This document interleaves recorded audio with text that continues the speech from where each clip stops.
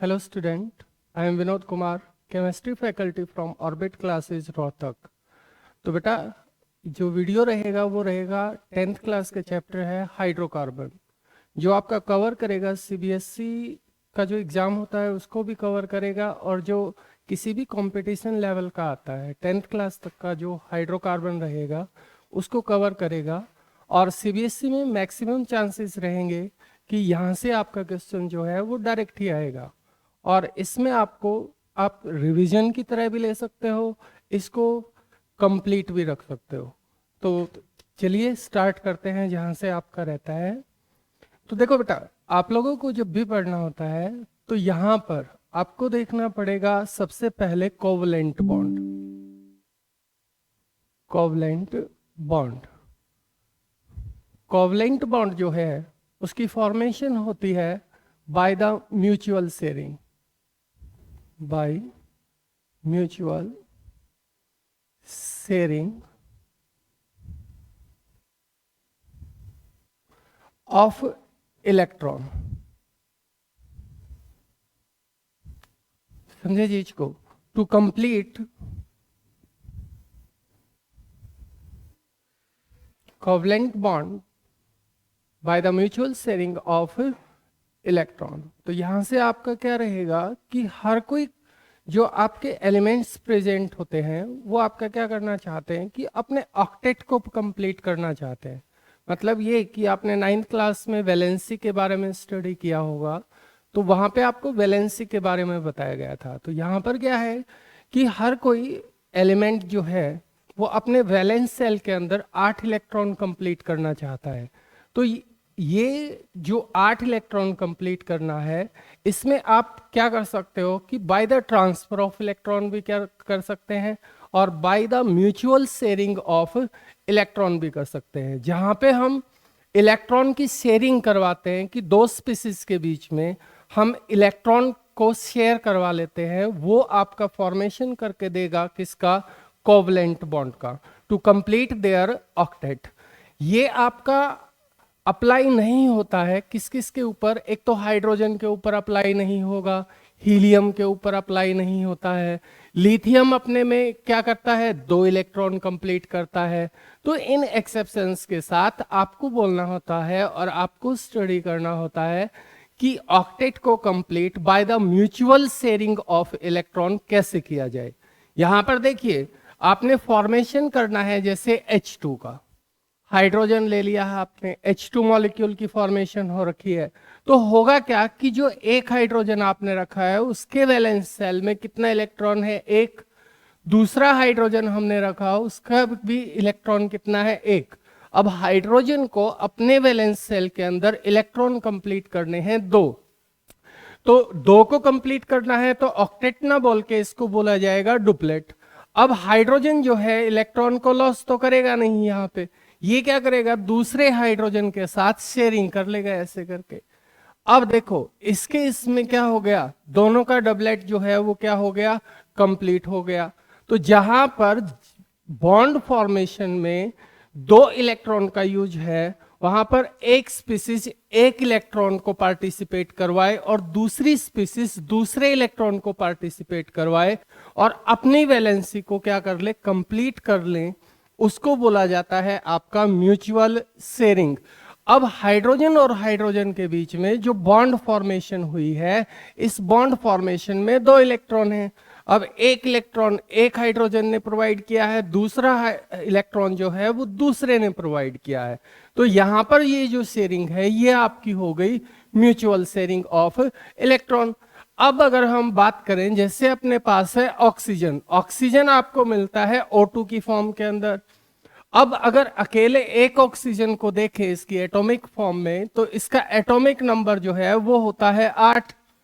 अब यहां पर देखें कि इलेक्ट्रॉनिक कॉन्फ़िगरेशन ऑफ ऑक्सीजन, इसी लिख लेते हैं बेटा, इलेक्ट्रॉनिक कॉन्फ़िगरेशन को इसी लिखोगे तो इसकी इसी जो रहेगी वो रहेगी 2 और 6। अब यहां पर ऑक्सीजन के वैलेंस सेल में कितने इलेक्ट्रॉन हैं? 6। अब इसको कंप्लीट क्या करना है? ऑक्टेट कंप्लीट करना है। अब ऑक्टेट कंप्लीट करना है तो दूसरे ऑक्सीजन के साथ जाएगा, दूसरे के साथ जाएगा तो होगा क्या? देखो यहां पर आपको दो टाइप से लिख सकते हो। ऑक्सीजन रखा, एक ऑक्सीजन का इलेक्ट्रॉनिक डॉट स्ट्रक्चर बनता है, एक क्रॉस स्ट्रक्चर बनता है। डॉट स्ट्रक्चर का मतलब है कि इसके वैलेंस सेल में जो इलेक्ट्रॉन है उसको ऑक्सीजन के अराउंड आप ऐसे डॉटेड फॉर्म के अंदर रिप्रेजेंट कर दीजिए। ये 1 2 3 4 5 और कितने हो गए 6, एक ऑक्सीजन का हिसाब किताब हो गया।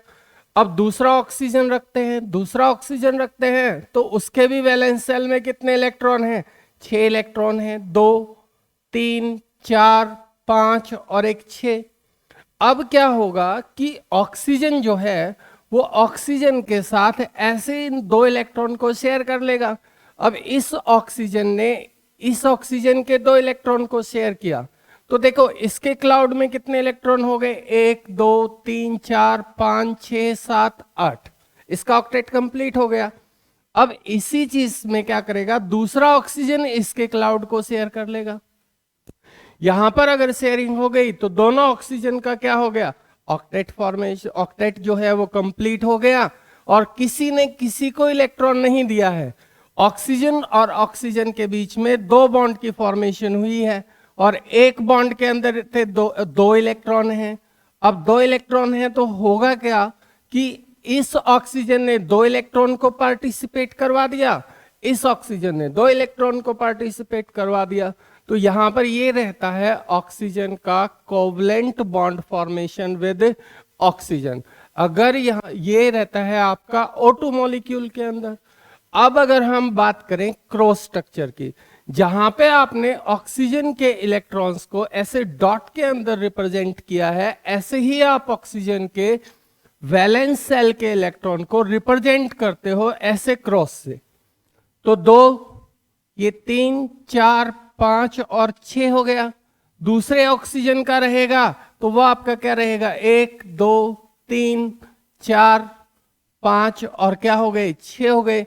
ये आपके है cross structure of oxygen.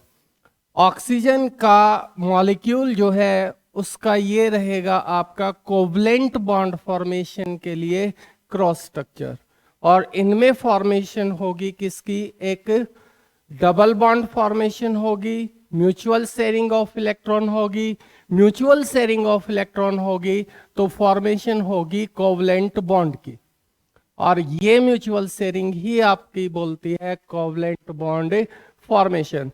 CBSE के अंदर एक क्वेश्चन था बेटा कि जो Cl2 मॉलिक्यूल है, Cl2 मॉलिक्यूल, उसके लिए आपकी करेक्ट रिप्रेजेंटेशन क्या है, किसके लिए, फॉर द डॉट स्ट्रक्चर या कोवलेंट बॉन्ड फॉर्मेशन में क्लोरीन के लिए क्या है, ये क्वेश्चन आपका आया हुआ था।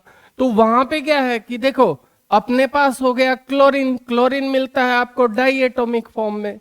अगर कोई आपका अकेला मिलता है तो वो होती है उसकी मोनो एटॉमिक फॉर्म।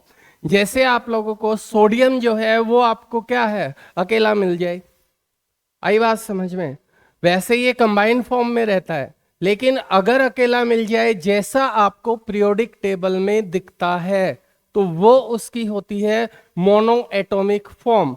और जहां पर अगर 2 एटम्स एक दूसरे के साथ कंबाइन कर रखे हैं तो वो उसके लिए रहेगी कौन सी, डाई एटॉमिक फॉर्म फॉर्मेशन हो जाती है। अब यहां पर क्लोरीन जो होता है, क्लोरीन का एटॉमिक नंबर, अगर हम बात करते हैं किसका, एटॉमिक नंबर का, तो क्लोरीन का एटॉमिक नंबर रह गया आपका 17। अब 17 को रिप्रेजेंट करना है। अब 17 की ईसी को रिप्रेजेंट करोगे, मतलब क्लोरीन की ईसी, ईसी का मतलब क्या है, इलेक्ट्रॉनिक कॉन्फ़िगरेशन, इसको अगर रिप्रेजेंट करोगे तो आपका हो जाएगा 287। मतलब ये कि क्लोरीन के वैलेंस सेल में कितने इलेक्ट्रॉन प्रेजेंट हैं, 7 इलेक्ट्रॉन प्रेजेंट है। वैलेंस सेल का मतलब आउटर मोस्ट सेल, और वहां पे आपके कितने प्रेजेंट हैं, 7। अब करना क्या है कि दूसरा क्लोरीन होगा उसके में भी सेम ही रहेगा। अब क्लोरीन क्लोरीन के कोवलेंट बॉन्ड फॉर्मेशन का करेक्ट आपको डॉट स्ट्रक्चर बनाना था। बेटा इस बात को समझिए, ये डॉट को बोल रहा है तो डॉट पे जाइए, क्रॉस को बोल रहा है तो क्रॉस पे जाइए, रिप्रेजेंटेशन में आपको ऑप्शनल में ये क्वेश्चन डाल रखा है, तो वहां पर देखो आपको क्या करना है। सबसे पहले क्लोरीन, क्लोरीन के वैलेंस शेल में कितने इलेक्ट्रॉन? 7। अब 7 है तो 2, 4, 6 और ये 7 हो गया इसका। अब दूसरा क्लोरीन रखा तो 2, 4, 6 और क्या हो गया? 7। अब ये क्या करेंगे? एक दूसरे को शेयर कर लेंगे। आई बात समझ में? ये इसका बन गया Cl2 का डॉट क्रॉस स्ट्रक्चर। अगर डॉट स्ट्रक्चर बनाना है तो क्लोरीन आपका 2, 4 क्या है 6 और ये 7। दूसरा हो गया आपके पास 2, 4, 6 और 7। यहां पे ये आपकी क्या हो गई है? शेयरिंग हो गई। आई बात समझ में? तो फॉर्मेशन हो गई किसकी? Cl और Cl की, जहां पे 2 इलेक्ट्रॉन की म्यूचुअल शेयरिंग होगी। एक इलेक्ट्रॉन एक स्पीसीज से, दूसरा इलेक्ट्रॉन दूसरी स्पीसीज से। वो आपका रहेगा बेटा कौन सा? सिंगल बॉन्ड होगा। अगर एक स्पीसीज 2 इलेक्ट्रॉन को शेयर कर रही है दूसरी स्पीसीज के 2 इलेक्ट्रॉन के साथ, तो वहां पे फॉर्मेशन होगी किसकी? डबल बॉन्ड की फॉर्मेशन होगी। अब अपने पास दूसरा केस आता है, अगर हम बात करते हैं N2 की, नाइट्रोजन हो गया। नाइट्रोजन आपको N2 की फॉर्म में मिलता है। नाइट्रोजन जो है अगर हम देखें तो एटॉमिक नंबर कितना होता है? साथ साथ लिख लीजिएगा इसको। एटॉमिक नंबर जो है वो नाइट्रोजन के लिए होता है 7। अब यहां पे क्या करेंगे? अब यहां पे ये रहेगा कि अगर नाइट्रोजन का इसी लिखोगे तो वो आपके पास है 2 और 5। अब बाहर वाला जो है ये आ गया, ये क्या हो गया? Valence shell. वैलेंस सेल में इलेक्ट्रॉन कितने हो गए? 5 इलेक्ट्रॉन हो गए। तो 5 में, या अगर डॉट में बोल रखा है तो डॉट में रिप्रेजेंट कर दो, अगर क्रॉस में बोल रखा है तो क्रॉस में रिप्रेजेंटेशन दे दो। नाइट्रोजन को रखा। अब कितने डालने हैं? 1, 2। अब 5 हैं तो 1, 2 और कितना हो गया? 3। आई बात समझ में? दूसरे नाइट्रोजन को रख लो। दूसरे को रखा तो 1, 2, 3 और ये 4 और ये 5। अब देखो इसको अपने वैलेंस सेल के अंदर इलेक्ट्रॉन कितने कंप्लीट करने हैं? 8, क्योंकि ऑक्टेट का मतलब होता है 8 इलेक्ट्रॉन कंप्लीट करना। इसके पास कितने हैं? 5 प्रेजेंट है, 8 करने हैं, तो डिफरेंस कितने का आ गया? 3 का डिफरेंस आ गया। तो एक नाइट्रोजन दूसरे नाइट्रोजन के साथ क्या करेगा? इन 3 इलेक्ट्रॉन्स को शेयर कर लेगा। अब 3 इलेक्ट्रॉन को शेयर कर लिया तो देखो 5 इसके पास थे, 3 इसके शेयर कर लिए हैं, तो कितने हो गए? 8। दूसरे को अगर लेके जाओगे तो कितने हो गए? फिर से 8 हो गए। समझे चीज को? अब कितने इलेक्ट्रॉन को शेयर किया है? इस नाइट्रोजन ने इस एक दूसरे के साथ 3 इलेक्ट्रॉन को शेयर किया है। टोटल शेयरिंग कितने इलेक्ट्रॉन्स की हो गई? 6 की हो गई। और अगर 6 इलेक्ट्रॉन की शेयरिंग हो गई तो यहां पर नाइट्रोजन नाइट्रोजन के बीच में फॉर्मेशन होगी ट्रिपल बॉन्ड की।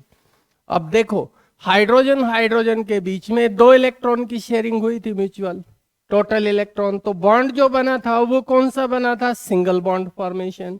ऑक्सीजन के केस में कितने हो गए थे? 2 की, टोटल 4 की शेयरिंग हुई थी, तो बॉन्ड फॉर्मेशन कितना हुआ था? Double bond formation. क्लोरीन में एक एक इलेक्ट्रॉन की शेयरिंग हुई थी, मतलब टोटल इलेक्ट्रॉन की शेयरिंग 2 की हुई थी, तो कितना बना था? Single bond formation. यहां पे आपके कितने इलेक्ट्रॉन की टोटल शेयरिंग है? 6 की। 3 एक स्पीसीज ने दिए हैं, 3 दूसरी स्पीसीज ने दिए हैं, तो टोटल बॉन्ड जो बने हैं वो कितने हो गए? 3। तो ऐसे ही आप लोगों को निकालने होते हैं कोवलेंट बॉन्ड फॉर्मेशन। समझे चीज को? The mutual sharing of electron between the 2 combining species is known as covalent bond, and the compound formed by the formation of covalent bond are known as covalent compound. उन compounds को बोला जाता है covalent compound. देखिए अब आगे, अब हम बात करते हैं बेटा कोवलेंट कंपाउंड की फॉर्मेशन तो हो गई। अब कोवलेंट कंपाउंड के अंदर आपको देखना है properties of properties of covalent compound.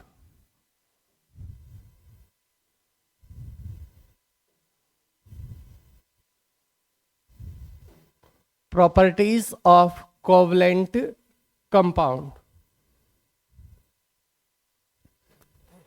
ठीक है, अब प्रॉपर्टीज में सबसे पहले आता है physical state. Physical state. Physical state का मतलब ये होता है कि जब उनको देखते हैं तो उनका अपीयरेंस कैसा रहेगा. आई बात समझ में. तो कोवलेंट कंपाउंड जो हैं वो आपको मोस्टली जो मिलते हैं या तो मिलेंगे बेटा आपको गैस की फॉर्म में या आपको मिलते हैं लिक्विड फॉर्म के अंदर. गैस और लिक्विड फॉर्म. आपके 10th क्लास तक के यहाँ पे इतना ही आता है कि physical, what is the physical state of covalent compound. तो वहां पे आपको रखना है कि आपको गैसेस फॉर्म में मिलते हैं. क्यों, अब आप खुद ही देख लीजिए. आपने हाइड्रोजन को पढ़ा, H2 किस फॉर्म में रहता है, गैस की फॉर्म में रहता है. आई बात समझ में. Cl2 को देखा तो किस फॉर्म में था, गैस की फॉर्म में है. आपने O2 को देखा तो किस फॉर्म के अंदर था, गैसेस फॉर्म के अंदर है. अगर हम बात करते हैं नाइट्रोजन को देखें तो नाइट्रोजन भी आपका किस में है, गैसियस फॉर्म के अंदर है. अगर हम बात करें दूसरे कोवलेंट कंपाउंड NH3 आपका किस में है, लिक्विड में आ जाता है, नेचुरली अकरिंग. अगर H2O की बात करें तो आपका किस में आता है, लिक्विड फॉर्म को रखते हैं ज्यादा. समझे चीज को. तो कोवलेंट कंपाउंड जो हैं वो आपको मोस्टली गैसेस या लिक्विड फॉर्म में मिलते हैं. Some covalent compound can be exist in semi solid form और वैक्सी सॉलिड फॉर्म. इतना ज्यादा हार्ड नहीं मिलेगा. दूसरे अगर हम बात करते हैं कंडक्टिविटी, ये सबसे इंपॉर्टेंट पार्ट है यहाँ का. कंडक्टिविटी. कंडक्टिविटी का मतलब है कि इलेक्ट्रिसिटी को कंडक्ट करते हैं या नहीं करते हैं. कोवलेंट कंपाउंड के अंदर no ions form, no any ion formed. कोई भी आयन की फॉर्मेशन नहीं हो रही है. म्यूचुअल शेयरिंग है, ना किसी ने इलेक्ट्रॉन को लॉस किया ना किसी ने इलेक्ट्रॉन को गेन किया. अब इलेक्ट्रॉन का लॉस और गेन नहीं हुआ तो आयंस की फॉर्मेशन हुई. आयन की फॉर्मेशन नहीं हुई और आयंस की फॉर्मेशन नहीं हुई तो वहां पे क्या होगा कि करंट को, आपको इलेक्ट्रिसिटी को कंडक्ट करने के लिए आपको जरूरत पड़ती है बेटा किसकी, आयंस की. तो आपको देखना है, आपको याद रखना है कि कोवलेंट कंपाउंड जो हैं वो होते हैं पुअर कंडक्टर ऑफ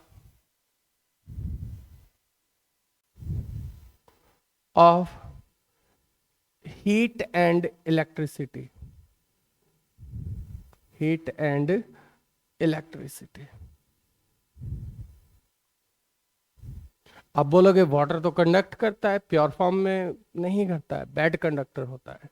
पुअर की जगह पे आप वर्ड यूज कर सकते हो बैड कंडक्टर. समझे चीज को. अगर यहीं से आपकी दूसरी प्रॉपर्टी की बात की जाए वो है आपका boiling point. Boiling and melting point. बेटा जो ये प्रॉपर्टीज को हम कंपेयर करते हैं ये करते हैं आयोनिक कंपाउंड्स के साथ.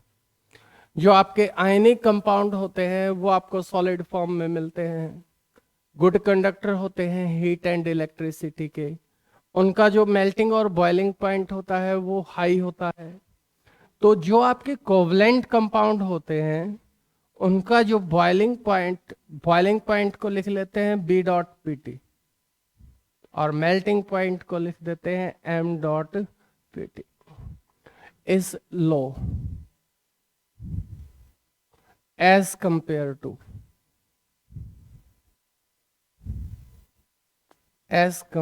To ionic compounds.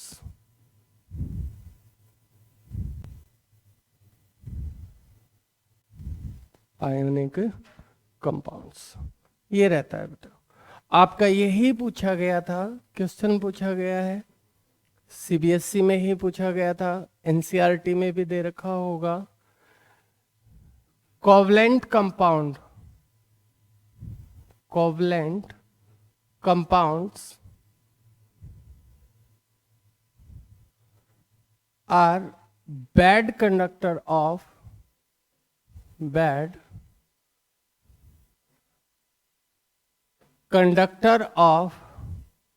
heat and electricity.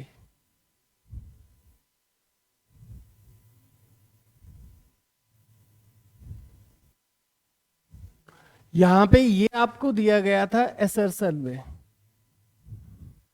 और दूसरा वहां पे दिया गया था रीजन में। रीजन जो इसका दिया था पुअर कंडक्टर है, वहां पे कुछ ऐसा था, because they are poor conductor of heat and electricity because no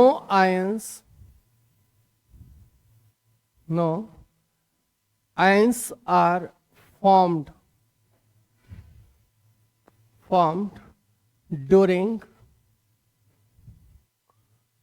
ionic compound formation. Ionic compound formation. समझे चीज को? तो यहां पे आपको ऑप्शन पता ही है, एसर्शन रीजन में क्या होता है, both assertion and reason are true, है ना। Assertion is true but reason is incorrect. आई बात समझ में? फॉल्स लिख देता है कई बार, assertion is false but reason is correct, ऐसे कर देता है। तो यहाँ पे देखो आयनिक कंपाउंड जो है वो बैड कंडक्टर, कोवलेंट कंपाउंड जो है वो बैड कंडक्टर होते हैं किसके, हीट एंड इलेक्ट्रिसिटी के। और साथ में आपको पता ही है कि यहाँ पे आयंस की फॉर्मेशन होती ही नहीं है। क्यों? क्योंकि म्यूचुअल शेयरिंग ऑफ इलेक्ट्रॉन होती है, और म्यूचुअल शेयरिंग ऑफ इलेक्ट्रॉन होती है तो ना इलेक्ट्रॉन का लॉस होता है ना गेन होता है। और जब आपका ना इलेक्ट्रॉन का लॉस हो रहा है ना गेन हो रहा है तो आयंस की फॉर्मेशन तो हो ही नहीं रही है। तो इसलिए आपको ध्यान में रखना है। तो अब आप स्टार्ट करते हैं बेटा हाइड्रोकार्बन। कोवलेंट कंपाउंड्स को जानना, कोवलेंट बॉन्ड और कंपाउंड्स के बारे में आपको इंफॉर्मेशन प्रोवाइड करना इसलिए भी जरूरी था क्योंकि जो हाइड्रोकार्बन्स हैं वो सारे के सारे आपके कौन से रहते हैं, कोवलेंट कंपाउंड्स की कैटेगरी के अंदर आते हैं। इसलिए आपको पहले इंट्रोड्यूस करवाया है किसके साथ, फिर with covalent bond and covalent compounds. तो आइए हाइड्रोकार्बन, हाइड्रोकार्बन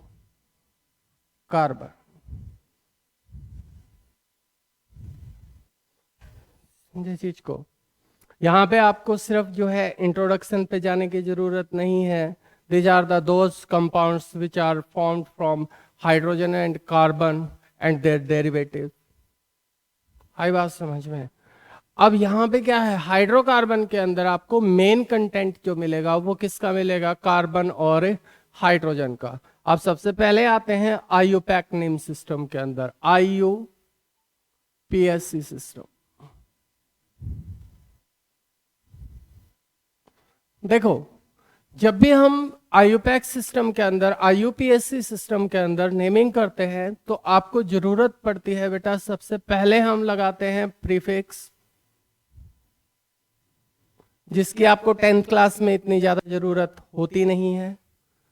उसके बाद आता है आपका वर्ड रूट, उसके बाद आपका आता है सफिक्स। आई बात समझ में? यहां पे प्रीफिक्स को आप समझ लीजिए कि पहले लगेगा, और सफिक्स का मतलब यह है कि इसको बाद में लगाना है। जब आप नेमिंग करते हो तो कुछ चीजें पहले लगेंगी, कुछ बाद में लगेंगी, कुछ मिडल में आएंगी। देखो तो सबसे पहले हम अगर बात करें वर्ड रूट की, क्योंकि स्टार्टिंग आपको कहां से करनी पड़ेगी, वर्ड रूट के साथ। वर्ड रूट जो है वो आपको इंफॉर्मेशन प्रोवाइड करता है नंबर ऑफ कार्बन के बारे में। अब नंबर ऑफ कार्बन के लिए आपको अलग अलग यूज करना पड़ता है। देखिए क्या है, यहां पे आपको टेबल बनाना है। नंबर ऑफ कार्बन,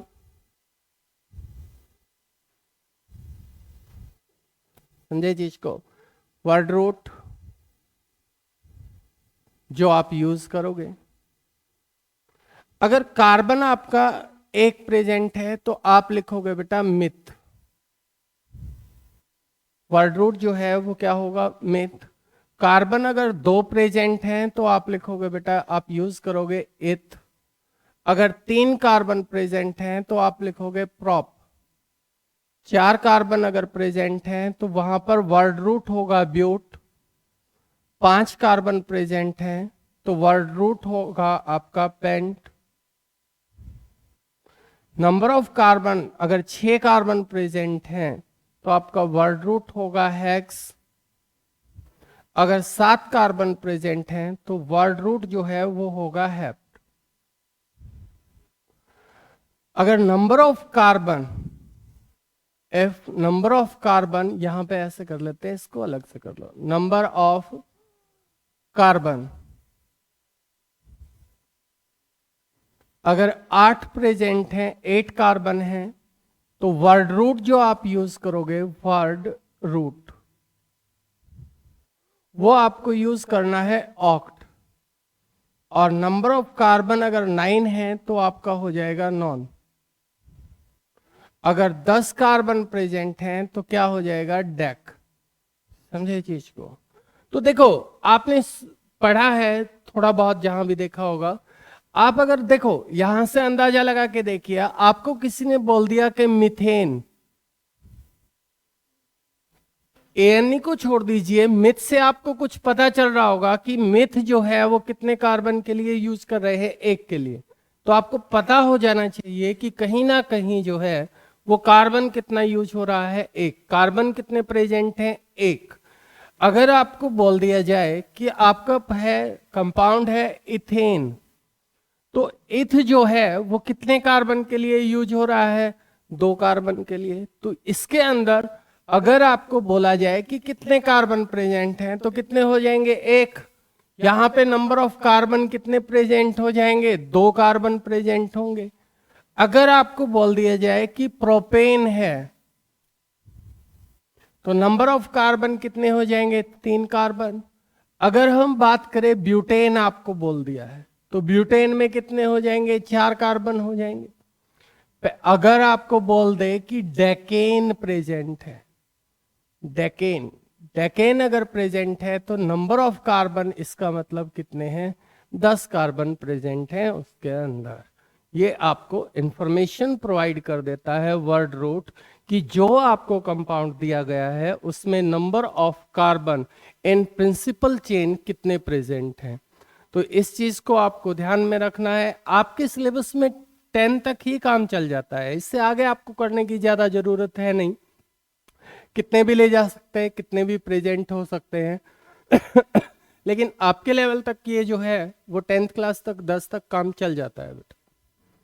इसके बाद आइएगा, अब अगर हम बात करते हैं हाइड्रोकार्बन्स की।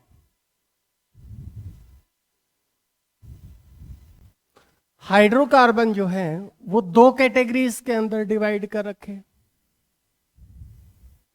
एक आपके हाइड्रोकार्बन होते हैं सैचुरेटेड हाइड्रोकार्बन, सैचुरेटेड हाइड्रोकार्बन।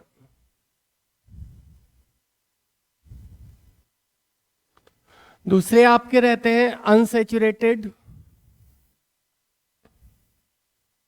एक सैचुरेटेड हाइड्रोकार्बन, दूसरा कौन सा है, unsaturated hydrocarbon.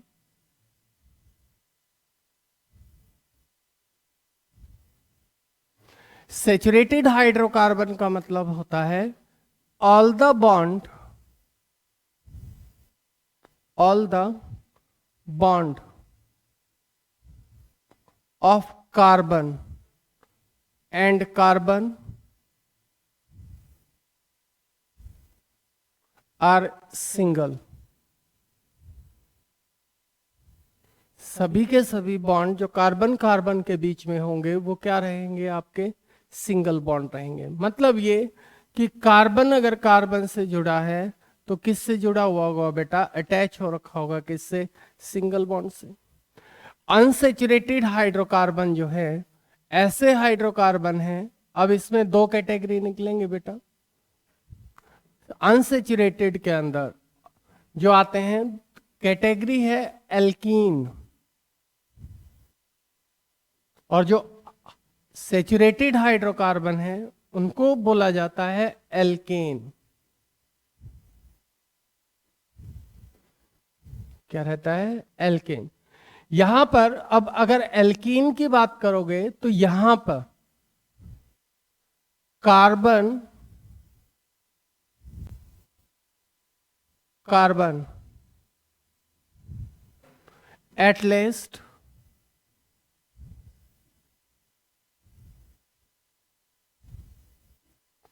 one double bond is present, double bond present। कम से कम बेटा क्या है कि एक तो मल्टीपल बॉन्ड होगा, डबल बॉन्ड होगा। जैसे अब आपको बोल दिया जाए कि कार्बन कार्बन के बीच में सारे के ये तो सिंगल है, लेकिन कहीं पे एक बार क्या हो रखा हो कि ये है, देखो यहां पर आपका डबल बॉन्ड प्रेजेंट है, तो इसका मतलब है कि ये क्या है, एल्कीन। एक से ज्यादा बार भी प्रेजेंट हो सकता है, ये कोई जरूरी नहीं है कि एक ही प्रेजेंट हो। यहां पे इस चीज का ध्यान रखना है कि ये आपका कोई नेसेसरी कंडीशन नहीं है कि एक ही मल्टीपल बॉन्ड प्रेजेंट होगा, डबल बॉन्ड प्रेजेंट होगा। ऐसा भी हो सकता है कि कार्बन कार्बन यहाँ पे दो बॉन्ड फॉर्मेशन, यहाँ पे फिर डबल हो गया, यहाँ पे फिर डबल हो गया, ऐसे भी हो सकता है। किसके अंदर, in the case of alkene. अगर हम दूसरा क्लास की बात करें तो वो दूसरी क्लास जो होती है वो रहती है एल्काइन। एल्काइन के अंदर कार्बन कार्बन के बीच में आपको देखेगा कि कम से कम एक ट्रिपल बॉन्ड जो है वो जरूर मिलेगा। समझे चीज को? तो यहां पर क्या होगा कि कार्बन कहीं ना कहीं क्या करेगा, एक उसने ट्रिपल बॉन्ड फॉर्मेशन जरूर कर रखी होगी। समझे चीज को? तो जो चेन बनेगी या रिंग बनेगी उसमें आपको कार्बन कार्बन के बीच में, जैसे ऐसे जा रहा है तो कार्बन कार्बन के बीच में कहीं ना कहीं एक ट्रिपल बॉन्ड जो है वो मिल जाएगा। अब आप लोगों को जो कोवलेंट बॉन्ड के बारे में बताया था तो क्या कुछ पता चल रहा है कि देखो यहां पर आपका क्या हो रहा है कि सिंगल बॉन्ड है, इसका मतलब इस कार्बन और इस कार्बन में दो इलेक्ट्रॉन की शेयरिंग हो रखी है। यहां पर क्या है कि डबल बॉन्ड फॉर्मेशन है, यहां तो इस कार्बन और इसके बीच में तो दो इलेक्ट्रॉन की शेयरिंग है, एक इलेक्ट्रॉन एक ने दिया है, दूसरा दूसरे ने दिया है। यहां पर कितना है, डबल बॉन्ड फॉर्मेशन हो गई है। डबल बॉन्ड फॉर्मेशन हो गई है तो यहां पे दो इलेक्ट्रॉन इस कार्बन ने दिए हैं, दो इसने दिए हैं, तो टोटल शेयरिंग कितने की हो गई है, चार की। चार की शेयरिंग से कितना बना है, डबल बॉन्ड फॉर्मेशन। यहां पे इन दोनों कार्बन के बीच में टोटल शेयरिंग कितने इलेक्ट्रॉन की हुई है, 6 की, और 6 की हुई है तो बॉन्ड फॉर्मेशन हुआ है वो कौन सा है, ट्रिपल बॉन्ड फॉर्मेशन। समझे चीज को? अब आइएगा एक एक करके इन तीनों को देखते हैं कि क्या है और क्या नहीं है। सबसे पहले अगर हम बात करते हैं एल्केन। एल्केन जो होता है उसके केस में देखो, चाहे आप सेचुरेटेड को पढ़ो चाहे अनसेचुरेटेड को पढ़ो, आपको ये बात तो हमेशा ध्यान रखनी पड़ेगी। अपने पास मेन जो है वो है कार्बन। कार्बन जो है उसका एटॉमिक नंबर जो है, कार्बन एटॉमिक नंबर हो गया कितना, 6। अगर इसका कॉन्फ़िगरेशन लिखते हैं तो कॉन्फ़िगरेशन हो गया 2 4। अब हमने क्या देखा है, होगा क्या, अब 4 इलेक्ट्रॉन इसके पास प्रेजेंट है किसके अंदर, वैलेंस सेल के अंदर। अब क्या हो सकता है, क्या 4 ये कैसे अपने ऑक्टेट को पूरा करेगा। एक दिमाग में आता है कि ये 4 इलेक्ट्रॉन को लॉस कर देगा, लॉस करे कितने, 4 इलेक्ट्रॉन को। दूसरा आपको बोलता है कि गेन कर ले, किसी से ले ले भाई, गेन कर ले कितने, 4 इलेक्ट्रॉन्स को। तो ना तो 4 इलेक्ट्रॉन का क्या करना बेटा, लॉस करना पॉसिबल है, ना 4 इलेक्ट्रॉन का गेन करना पॉसिबल है। क्यों? क्योंकि देखो जब हम कार्बन की बात करते हैं तो कार्बन के अंदर, अब यहां पे कार्बन के केस में आई, ये कार्बन का आपका न्यूक्लियस हो गया, समझे चीज को। तो कार्बन के अंदर 6 तो प्रोटॉन प्रेजेंट है और 6 न्यूट्रॉन प्रेजेंट है, और बाहर की तरफ अगर देखें तो अपने को दिखेगा कि इसके अंदर 6 इलेक्ट्रॉन प्रेजेंट है। 3 5 हो गया। अब यहां पे क्या है कि 6 प्रोटॉन, प्रोटॉन का मतलब क्या है कि उनके ऊपर कौन सा चार्ज है, पॉजिटिव चार्ज है। 6 इलेक्ट्रॉन का मतलब क्या है कि एक इलेक्ट्रॉन के ऊपर कौन सा चार्ज है, नेगेटिव। अब अगर यहां पे देखें तो पॉजिटिव नेगेटिव आपको इक्वली दिख रहे हैं, मतलब ये कि इलेक्ट्रॉन को होल्ड कौन करेगा, प्रोटॉन होल्ड करेगा। और इलेक्ट्रॉन को अगर प्रोटॉन होल्ड कर रहा है तो अगर हम 4 इलेक्ट्रॉन इसको गेन करवा देते हैं, अगर गेन करवाते हैं तो प्रोटॉन में तो चेंज होगा नहीं, प्रोटॉन कितने होंगे, 6 ही रहेंगे। अब इलेक्ट्रॉन कितने हो जाएंगे, 10 इलेक्ट्रॉन हो जाएंगे अगर ये गेन कर लेता है कार्बन। तो 6 प्रोटॉन के लिए होल्ड करना कितने इलेक्ट्रॉन्स को, 10 इलेक्ट्रॉन्स को होल्ड करना इतना आसान नहीं रहेगा। तो इसलिए इसके पास, कार्बन के पास ऑप्शन नहीं है कि ये 4 इलेक्ट्रॉन को क्या कर ले, गेन कर ले। अब लॉस के अंदर क्या होगा, देखो कॉन्फ़िगरेशन में फिर 2 4 जा रहा है। अब 4 इलेक्ट्रॉन को गेन करेगा तो ये लॉस करेगा, तो यहां पे रिक्वायर्ड करेगा high energy, required high energy. और केमिस्ट्री में हम ये बोलते हैं कि सिस्टम जितना ज्यादा हाई एनर्जी का होगा उतना ही ज्यादा अनस्टेबल होगा। Lower the energy of system more will be the stability. अब जितना ज्यादा एनर्जी लगेगी, जितना रिक्वायर्ड करेगा एनर्जी, उतना ही सिस्टम की एनर्जी इंक्रीज हो जाएगी और उतनी ही उसकी स्टेबिलिटी जो है वो क्या हो जाएगी, डिक्रीज। इसलिए ये भी पॉसिबल नहीं है। इसलिए कार्बन जो है वो 4 इलेक्ट्रॉन्स को, 4 इलेक्ट्रॉन जो है वो करता है शेयर। आई बात समझ में, क्या करता है, शेयर। और शेयर करता है तो आपको बताया था the mutual sharing of electron क्या, कौन से बॉन्ड की फॉर्मेशन करता है, कोवलेंट बॉन्ड फॉर्मेशन करता है। दूसरी चीज आपको साथ में ये भी बताया था कि कोवलेंट कंपाउंड्स की प्रॉपर्टीज क्या है। अब अगर कार्बन और हाइड्रोजन मिलके जो बॉन्ड फॉर्मेशन कर रहे हैं वो कार्बन कौन सा है, कोवलेंट बॉन्ड फॉर्मेशन है। और कोवलेंट बॉन्ड फॉर्मेशन अगर हो रही है तो प्रॉपर्टी भी किस वाली आएंगी, कोवलेंट कंपाउंड वाली प्रॉपर्टीज रहेंगी। और कोवलेंट कंपाउंड की प्रॉपर्टीज आपको बताई ही थी कि पुअर कंडक्टर होते हैं किसके, हीट एंड इलेक्ट्रिसिटी के, है ना। एग्जिस्ट करते हैं किसके अंदर, गैस और लिक्विड फॉर्म के अंदर मोस्टली। और क्या हो सकते हैं, सॉलिड फॉर्म में जाएंगे तो किस में जाएंगे, वैक्सी सॉलिड में जाएंगे, समझे। मेल्टिंग और बॉइलिंग पॉइंट क्या रहेगा, लो रहेगा। किसके साथ कंपेयर किया था, आयनिक कंपाउंड्स के साथ कंपेयर किया था। तो आइए आगे चलते हैं। यहां पर अगर हम बात करते हैं अब आपका एल्केन, तो पहला पोर्शन आपका किसका बन गया, एल्केन। कौन सी क्लास को स्टडी कर रहे हैं, सैचुरेटेड की। हाइड्रोकार्बन्स को डिवाइड किया कितने के अंदर, देखो पीछे जो पड़ा है उसके लिए एक बार थोड़ा सा देख लेते हैं। म्यूचुअल शेयरिंग से फॉर्मेशन हुई कोवलेंट कंपाउंड्स की, म्यूचुअल शेयरिंग ऑफ इलेक्ट्रॉन हुआ बिटवीन 2 स्पीसीज, और म्यूचुअल शेयरिंग हुई तो फॉर्मेशन हो गई किसकी, कोवलेंट कंपाउंड की। कोवलेंट कंपाउंड की फॉर्मेशन हो गई तो कोवलेंट कंपाउंड में क्या होता है, म्यूचुअल शेयरिंग तो हो ही गई है। कोवलेंट बॉन्ड से जो कंपाउंड बने वो क्या है, covalent compound. Poor conductor of heat and electricity, physical state पे जाएं तो एग्जिस्ट करते हैं किस में, गैस में और लिक्विड के अंदर। आई बात समझ में। मेल्टिंग और बॉइलिंग पॉइंट क्या होता है, लो होता है। फिर आए हम किसके ऊपर, हाइड्रोकार्बन।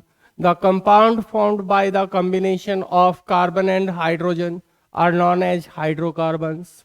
अब यहाँ पे दो क्लास के अंदर हाइड्रोकार्बन्स को डिवाइड किया।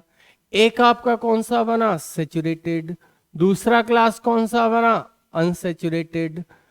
सेचुरेटेड के अंदर कौन आया, जहां पे कार्बन कार्बन के साथ हर बॉन्ड्स, जितने भी बॉन्ड मिलेंगे वो सारे के सारे कौन से बनेंगे, सिंगल बॉन्ड फॉर्मेशन होगी, जब तक हेटेरो एटम की एंट्री नहीं होती है। दूसरा अगर हम बात करते हैं किसका, अनसेचुरेटेड का, जहां पे कार्बन कार्बन के बीच में एटलीस्ट एक मल्टीपल बॉन्ड प्रेजेंट हो। अब मल्टीपल बॉन्ड कितने टाइप के हो सकते हैं, दो टाइप के। एक आपका डबल बॉन्ड हो सकता है, एक कौन सा हो सकता है, ट्रिपल बॉन्ड की फॉर्मेशन हो सकती है। जहां पे डबल बॉन्ड प्रेजेंट हो वो कौन सी क्लास है, एल्कीन। जहां पे ट्रिपल बॉन्ड प्रेजेंट है वो क्लास कौन सी है, एल्काइन। समझे चीज को। अब हम स्टडी कर रहे हैं बेटा किसको, एल्केन। एल्केन के लिए जो आपका होमोलॉगस सीरीज होती है, होमोलॉगस सीरीज, उसका जर्नल फॉर्मूला होता है बेटा CnH2n+2। समझे चीज को, CnH2n+2। समझे चीज।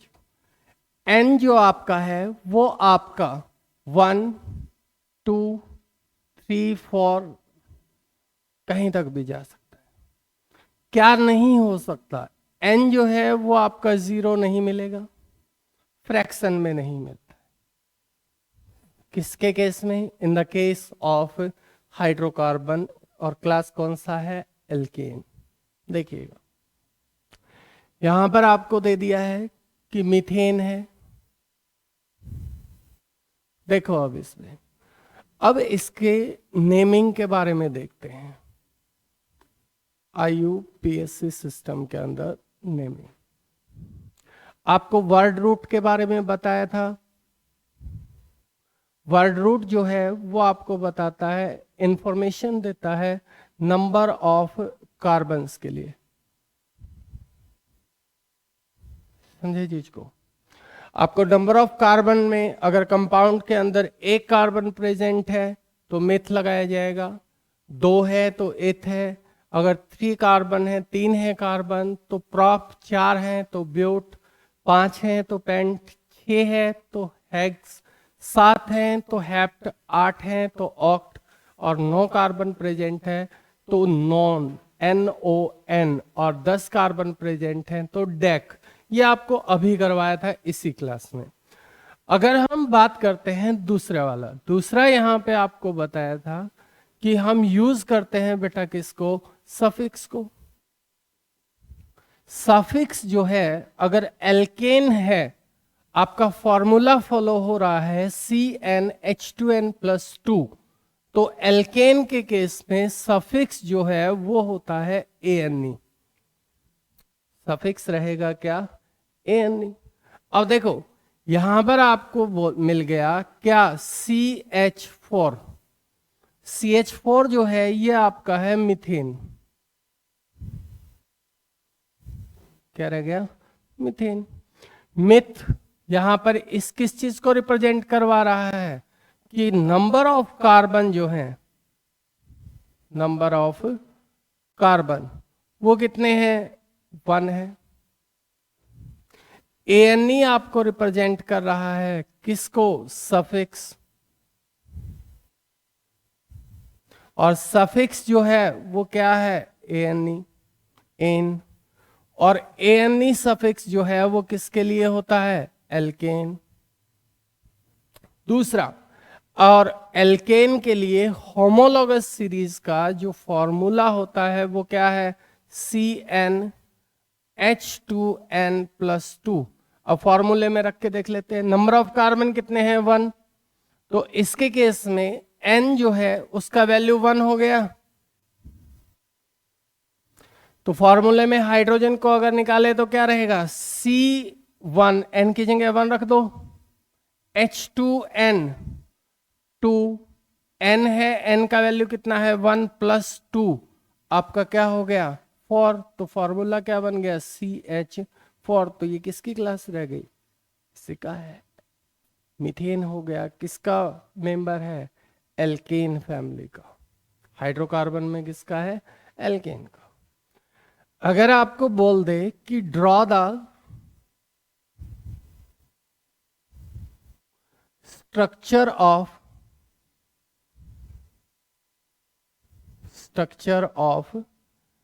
इथेन, किसकी बात कर रहा है, इथेन की।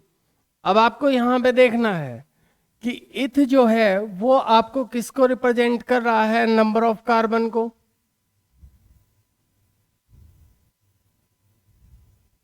नंबर ऑफ कार्बन इथ के लिए कितने होते हैं, 2 कार्बन रहते हैं। अब अगर हम देखें, और दूसरा यहां पे सफिक्स जो यूज हो रहा है इथेन में, अब आप देखो अपने आप ही साउंड कर रहा है एएनई। एएनई जो है वो सफिक्स है, और एएनई सफिक्स जो है वो किसके लिए होता है, एल्केन के लिए। और एल्केन के लिए अगर हम देखें तो जर्नल फॉर्मूला जो होमोलॉगस सीरीज का है वो क्या है, CnH2n+2। अब फॉर्मूला लिखना है, स्ट्रक्चर ड्रॉ करना है, पहले फॉर्मूला लिख लेते हैं फिर स्ट्रक्चर ड्रॉ कर लेंगे। तो यहां पे देखो आपका क्या हुआ होगा, CnH2n+2। तो देखिए n का वैल्यू जो है वो आ गया आपके पास, कितना आ गया 2। तो C2H2n 2 × 2 + 2, ये आपको क्या दे रहा है, n का वैल्यू। आई बात समझ में। तो फॉर्मूला जो बना वो इससे बन गया C2H6। समझे चीज को, कार्बन कितने हैं 2।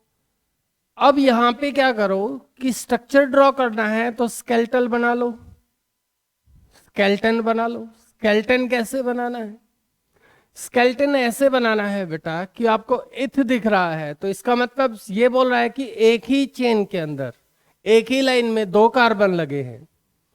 तो एक कार्बन का ये हो गया, दूसरा कार्बन ये हो गया।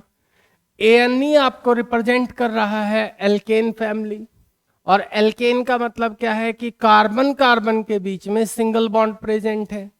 तो ये कार्बन कार्बन का हो गया सिंगल बॉन्ड। समझे चीज को, कार्बन कितने इलेक्ट्रॉन को शेयर कर सकता है, 4 को।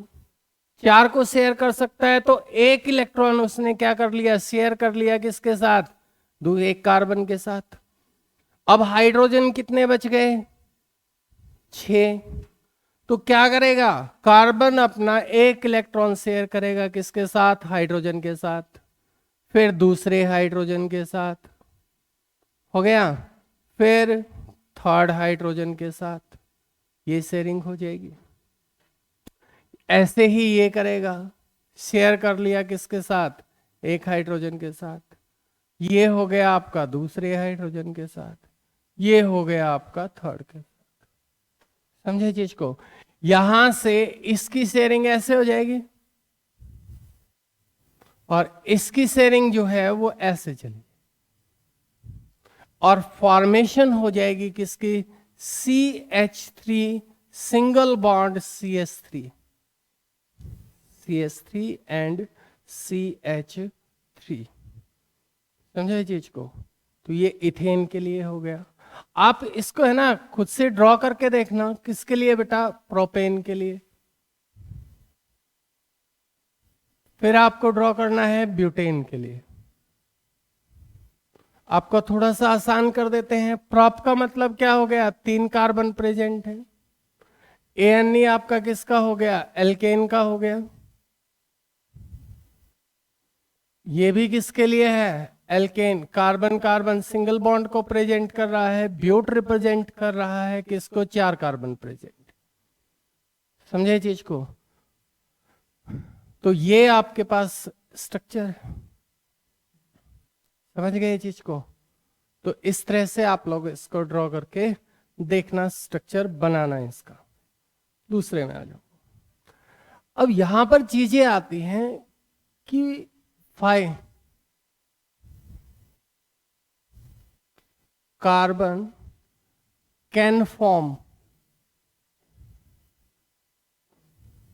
Long chain.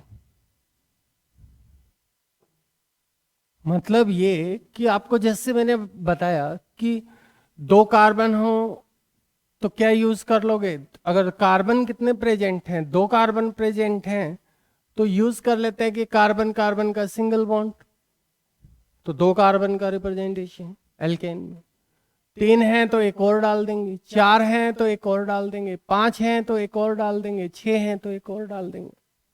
तो कार्बन कार्बन के साथ कितनी लंबी चेन बना सकता है, कितनी बार जुड़ सकता है बेटा, इसके लिए कोई भी लिमिटेशन नहीं है। कार्बन के अंदर एक प्रॉपर्टी होती है जिसको हम बोलते हैं कैटेनेशन पावर। कैटेनेशन, और कैटेनेशन का मतलब होता है सेल्फ लिंकेज, और सेल्फ लिंकेज का मतलब एक सीधा सा है खुद का खुद के साथ जुड़ जाना। समझे चीज को? तो कार्बन के अंदर जो कैटेनेशन पावर है वो बहुत ज्यादा होती है, इस कारण से कार्बन कार्बन के साथ कंबाइन करके आपका एक लॉन्ग चेन की फॉर्मेशन करता है। दूसरे में आते हैं कि एक वर्ड यूज किया जा रहा है होमोलोगस सीरीज।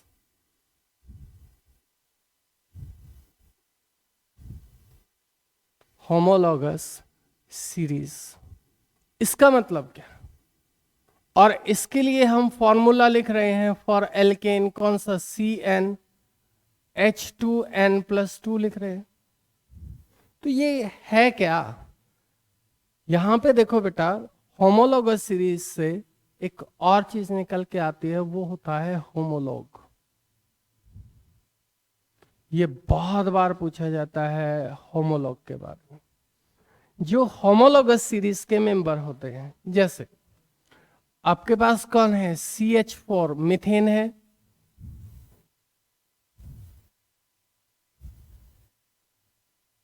और एक आपने ले लिया कौन? इथेन।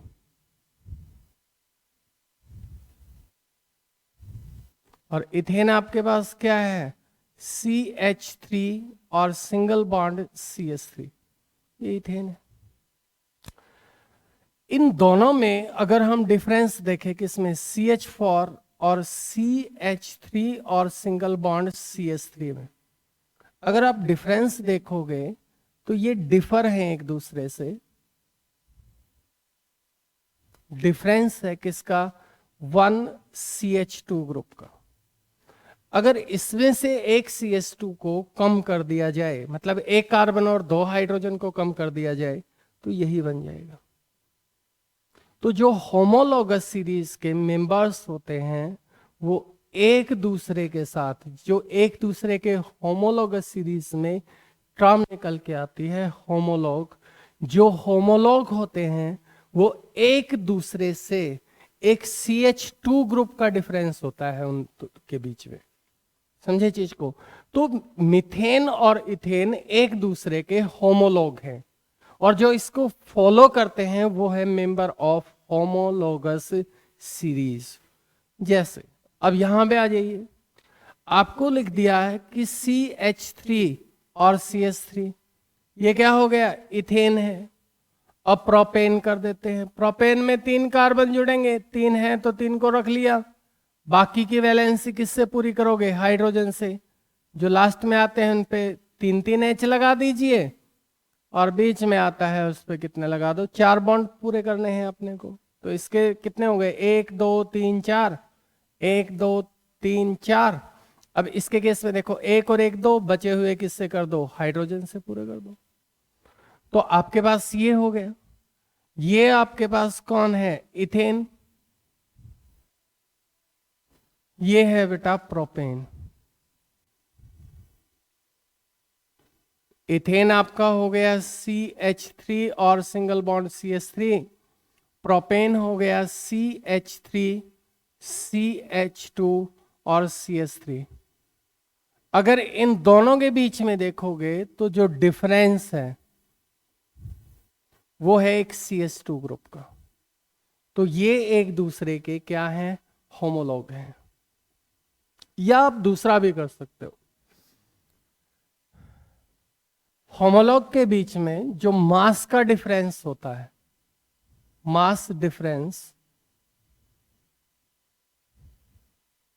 बिटवीन होमोलॉग, वो होता है बेटा 14 का, 14 AMU का।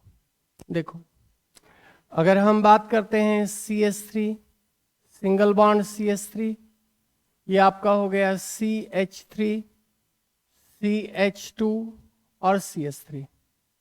पहले तो दोनों के दोनों क्या होने चाहिए, अनसेचुरेटेड तो हैं, ये एक ही फैमिली से कर रहे हैं, एल्केन से हैं, और एल्केन से हैं।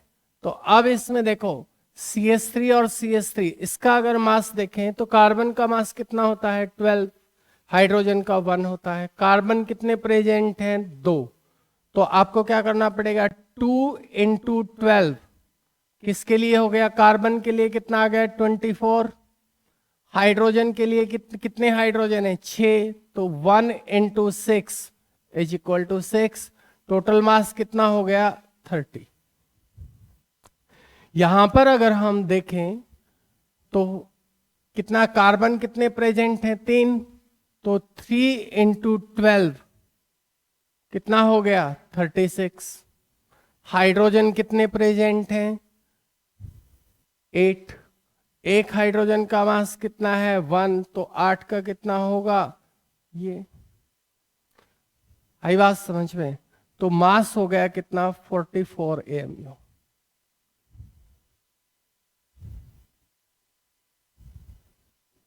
दोनों के बीच में डिफरेंस कितने मास का है 14 AMU का। तो ये होती है प्रॉपर्टी किसकी, होमोलॉगस सीरीज के मेंबर्स। अब यहां पे आपको ध्यान रखना है, ये चीज भी मास पे भी पूछ लेता है और ये ग्रुप के भी पूछ लेता है कि आपका कितने का डिफरेंस होता है और कितना मास का डिफरेंस होता है होमोलॉगस सीरीज के मेंबर्स के बीच में। आपको रखना है कि जो एल्केन होता है, एल्केन, उसके लिए मिनिमम कार्बन कितने रिक्वायर्ड होते हैं, मिनिमम कार्बन। एल्केन के लिए नंबर ऑफ कार्बन मिनिमम जो होते हैं वो एक कार्बन, वो हो जाता है CH4। समझे चीज को, इस चीज को अपने याद में रखना कि एल्केन का जो होमोलॉगस सीरीज का फर्स्ट मेंबर है वो कितने कार्बन कंटेन करता है, एक कार्बन कंटेन करता है।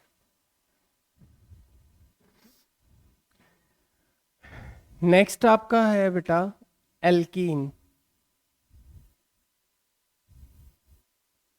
एल्कीन के लिए जो होमोलॉगस सीरीज का फॉर्मूला होता है वो होता है CnH2n,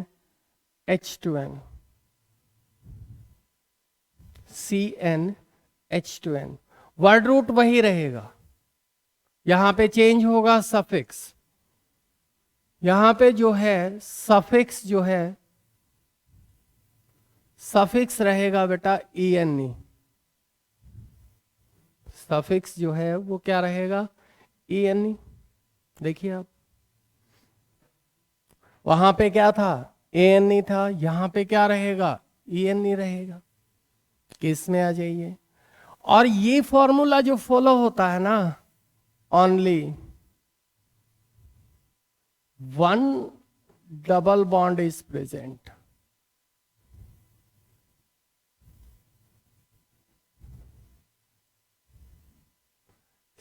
सिर्फ एक ही डबल बॉन्ड प्रेजेंट होना चाहिए। कई बार क्या करते हो आप कि इसको हर जगह पे अप्लाई कर देते हो, जहां पे दो बार डबल बॉन्ड प्रेजेंट हो, वहां पे होमोलॉगस सीरीज का जो फॉर्मूला है वो अप्लाई नहीं होता है। आप बेशक इसको अप्लाई करके देखना, अभी करवा भी देते हैं, इसको अप्लाई करके देखोगे तो नहीं फॉलो होगा वहां पे। ये जो होमोलॉगस सीरीज है ये सिर्फ इस चीज को देखती है कि सिर्फ पहले सारे बॉन्ड सिंगल थे, फिर एक कहीं पे किसी एक पार्ट में वहां पे एक डबल बॉन्ड को इंट्रोड्यूस करवा दिया गया है और एक ही मल्टीपल बॉन्ड मतलब डबल बॉन्ड को ये कंसीडर करता है। देखो, अगर आपको बोल दिया जाए इथीन, तो इथ जो है ये आपको रिप्रेजेंट कर रहा है किसको, वर्ड रूट को। वर्ड रूट को WR लिख देते हैं। वर्ड रूट जो है वो आपका बन गया इथ। अगर हम बात करते हैं किसका, सफिक्स का, तो सफिक्स जो है वो क्या बन गया, ENE, ये रहा। तो क्या बन गया, इथीन। इथ कितने कार्बन प्रेजेंट हैं, 2 कार्बन। तो कार्बन जो है वो कितने प्रेजेंट हैं, 2 कार्बन। फॉर्मूले में देखो, अगर 2 कार्बन प्रेजेंट हैं तो N का वैल्यू कितना हो गया, 2।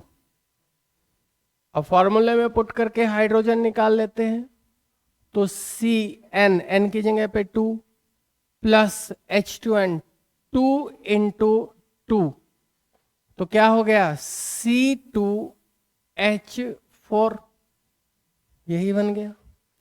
आपको क्या बोले थे कि स्केलेटल बना लो। स्केलेटन जब बनाओगे तो कार्बन और कार्बन किस चीज को बोल रहा है कि डबल बॉन्ड प्रेजेंट है।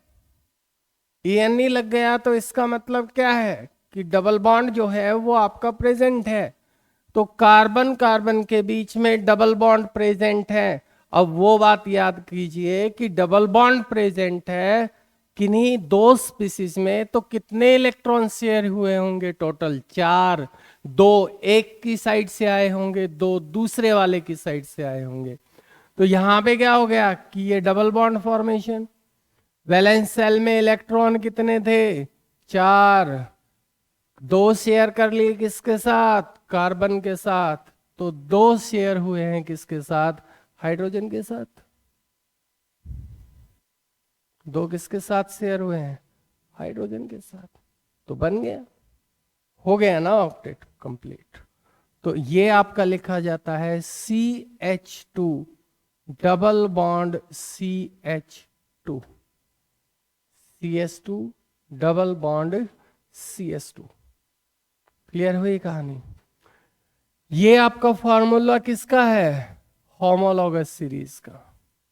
और होमोलॉगस सीरीज के मेंबर्स जो हैं वो एक दूसरे से किस चीज से डिफरेंस है, या तो एक CH2 ग्रुप से, या आपका क्या होगा, मास का डिफरेंस कितने का होगा, 14 का। अगर मैं आपको बोलूं कि इथीन जो है CH2 डबल बॉन्ड CH2 का होमोलॉग बनाइए, समझे चीज को, तो इसका होमोलॉग क्या बनेगा, CH2 डबल बॉन्ड कार्बन, यहां पे एक कार्बन और लगा दो CH3, यहां पे H हो गया। तो CH2 सिंगल बॉन्ड CH और CH3, इसका क्या हो गया, होमोलॉग हो गया। देखो, अपने पास था CH2 double bond CH2, carbon के 4 बॉन्ड ही तो पूरे करने थे ना। अब बोलोगे कि CH3 लगा दिया, एक हाइड्रोजन यहां वाला इस पे शिफ्ट कर दिया है और कुछ नहीं हुआ है, समझे चीज को। तो इस चीज में आप लोगों को थोड़ा सा देखना है। देखो, इन दोनों में डिफरेंस कितने का है, एक CH2 ग्रुप का। कैसे, इसमें कार्बन कितने हैं, 3, तो क्या हो गए, 1 2 3। इसमें कितने हैं, 2 प्रेजेंट हैं। हाइड्रोजन कितने हैं, 2 + 1 3 + 3 6, यहां पर कितने हैं, 4। तो हाइड्रोजन का कितने का डिफरेंस आया, 2 का ही तो आया। तो ये हो गया CH2। मास का डिफरेंस कितने का है, 14 AMU का। कितने AMU का डिफरेंस है, 14 का। समझे चीज को। एल्कीन जो होता है, in the case of alkene, जो मेंबर्स जो एल्कीन है उसके होमोलॉगस सीरीज का फर्स्ट मेंबर जो है वो मिनिमम कार्बन जो है, मिनिमम कार्बन, उसके लिए रिक्वायर्ड होते हैं 2 कार्बन। मिनिमम कार्बन कितने रिक्वायर्ड रहेंगे बेटा, 2। एल्केन के लिए कितने रिक्वायर्ड थे, 1। एल्कीन के लिए कितने होंगे? 2। समझे इस चीज को? तो आप ऐसे कर सकते हो। आपको अगर बोल दिया जाए कि प्रोपीन स्ट्रक्चर बनाना है, ब्यूटीन और पेंटीन, प्रोपेन के अंदर प्रोप कितने कार्बन को रिप्रेजेंट कर रहा है? 3। तो 1 2 3, प्रोप 3 कार्बन को वर्ड रूट था। EN रिप्रेजेंट कर रहा है कि कहीं एक डबल बॉन्ड प्रेजेंट है, तो कहीं पे भी डबल बॉन्ड लगा दो, एक डबल बॉन्ड लगा दिया। समझे चीज को? अब कार्बन 3 है तो फॉर्मूले में पुट कर लो, तो N का वैल्यू क्या है? 3। और फॉर्मूला क्या बन रहा है? CnH2n। तो C3H2n तो कितना हो गया? 2 × 3। तो आपके पास फॉर्मूला बनेगा C3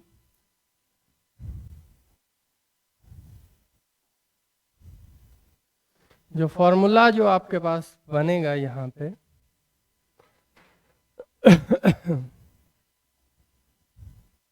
वो बन गया C3H6। समझे चीज को? अब कार्बन के बॉन्ड पूरे कर दो। इस कार्बन ने कितने बॉन्ड बना लिए? इसको फर्स्ट नंबर दे देते हैं, इसको सेकंड, इसको थर्ड। फर्स्ट वाले के कितने हुए? 1 और 1 2। कितने बनाने हैं? 4। तो एक हाइड्रोजन यहाँ डाल दो, एक यहाँ डाल दो। समझे चीज को? अब सेकंड वाले कार्बन के कितने बॉन्ड पूरे हो गए, कंप्लीट हो गए? 1 2 3, एक बच गया वहां, उसके लिए पूरा करने के लिए वैलेंसी को एक हाइड्रोजन डाल दिया। यहां पर अगर कितने हैं? इसके तो बेचारे का एक ही बना, एक ही बना, तो हाइड्रोजन कितने हैं? 3। तो ये हो गया बेटा आपका क्या? प्रोपीन। क्या बना? CH2 डबल बॉन्ड CH और सिंगल बॉन्ड CH3। ब्यूट में अगर जाओगे तो कितने हो जाएंगे? 4, 1 2 3 और एक 4। डबल बॉन्ड डाल दिया है, एक हाइड्रोजन, हाइड्रोजन और हाइड्रोजन। यहाँ पे 3 हो गए तो एक हाइड्रोजन, यहाँ पे भी एक हाइड्रोजन, ये आपका हाइड्रोजन, हाइड्रोजन और हाइड्रोजन। तो क्या बन गया? CH3 CH double bond CH और CH3, ये ब्यूटेन बन गया। पेंटीन के केस में जाओगे, है ना, तो CH3 CH डबल बॉन्ड, समझे चीज को? CH कौन हो गया? CH2 and CH3। ऐसे आप लोगों को एल्कीन जो है उसको देखना है। समझे चीज को? अब क्या कर रहे हैं? अनसेचुरेटेड चल रहा है, जहां पे आपका मल्टीपल बॉन्ड प्रेजेंट है। नेक्स्ट जो है वो होता है बेटा एल्काइन। एल्काइन जो है उसके लिए जो homologous series, SS series, journal formula जो है वो आपका रहता है CnH2n-2। देखो एल्केन में +2 करना होता है, एल्काइन के अंदर क्या करना होता है? आपको -2 करना होता है। और फॉर्मूला किसका है? Homologous series. और होमोलॉगस सीरीज के मेंबर्स में डिफरेंस किस चीज का, कितने का होता है? एक CH2 ग्रुप का। या डिफरेंस होता है किसका? मास में अगर उसी डिफरेंस को ले तो 14 का होता है। और 14 का इसलिए बोलते हैं बेटा क्योंकि कार्बन जो है उसका मास जो है वो 12 हो गया, और हाइड्रोजन कितने हैं? 2 है, तो उसके लिए आपका क्या हो गया? हाइड्रोजन कितने हो गए? 2 हो गए। तो आपका कितने का हो गया? 14 AMU का ही तो डिफरेंस हो गया ना। वर्ड रूट जो है वो आपका सेम रहेगा। अगर हम बात करते हैं सफिक्स, अगर सफिक्स की बात करते हैं तो सफिक्स जो होता है वो होता है YNE। यहाँ पे आपको दिख जाए कि YNE है तो समझ जाना कि कम से कम एक ट्रिपल बॉन्ड तो जो है वो बना हुआ है किसके बीच में? कार्बन और कार्बन के बीच में। जो आपके मिनिमम कार्बन रिक्वायर्ड होते हैं for alkyne, minimum carbon required जो रहते हैं किसके लिए, एल्काइन बनाने के लिए, किस फर्स्ट मेंबर बनाना है, कितने कार्बन चाहिए, वो चाहिए बेटा आपके कौन कितने, 2 कार्बन चाहिए। एल्केन एक ऐसा है होमो इसमें हाइड्रोकार्बन में जिसको जो है वो कितने कार्बन चाहिए होते हैं, फर्स्ट मेंबर जो है वो 1 कार्बन कंटेन करता है। अदरवाइज एल्कीन और एल्काइन जो है वो आपके कितने कार्बन कंटेन करते हैं, 2 कार्बन कंटेन करते हैं फॉर स्टार्टिंग। मिनिमम कार्बन कितने हो गए, 2। अब आपको बोल दें कि क्या आपका, अब यहीं से ध्यान रखना, मिथाइन बन सकता है?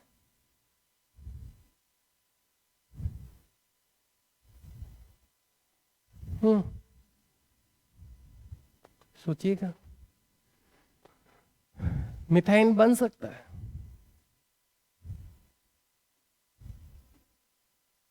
मिथ आपका कितने कार्बन को रिप्रेजेंट कर रहा है, 1 कार्बन को, और मिनिमम कितने रिक्वायर्ड हैं, 2।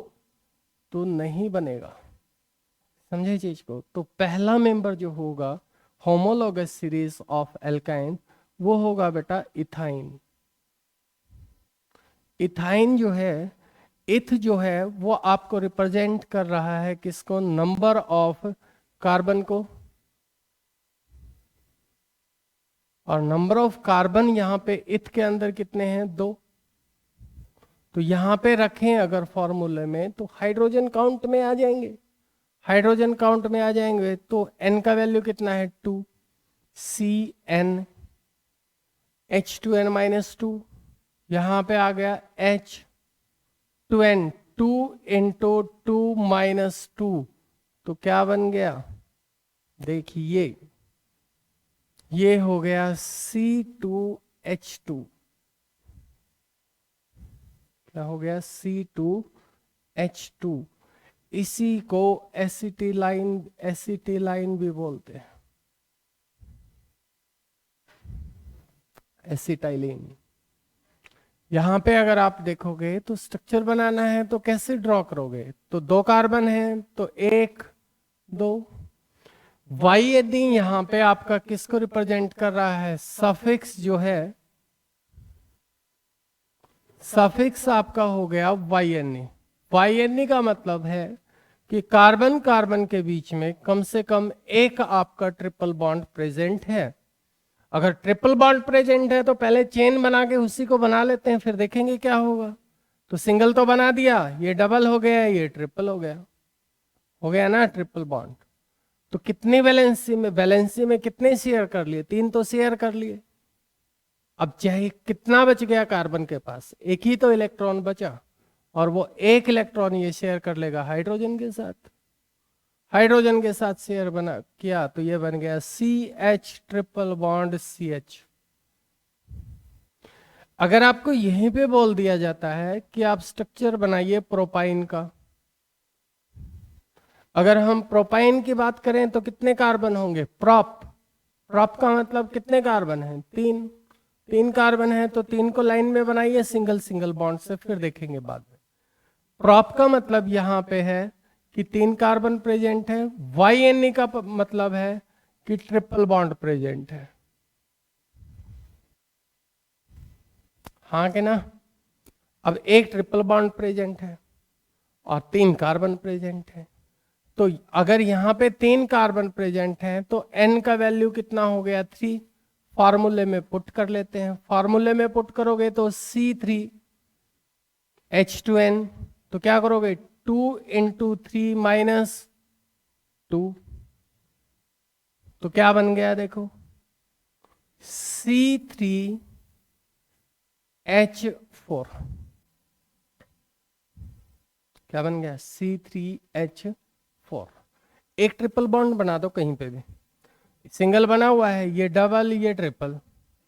अब इस कार्बन को मार्क कर लो फर्स्ट, इसको सेकंड, इसको थर्ड। अगर फर्स्ट कार्बन में देखें तो कितने शेयर कर सकता था कार्बन? 4 शेयर कर सकता था। कितने शेयर कर लिए? 1 2 3, 3 तो शेयर कर लिए।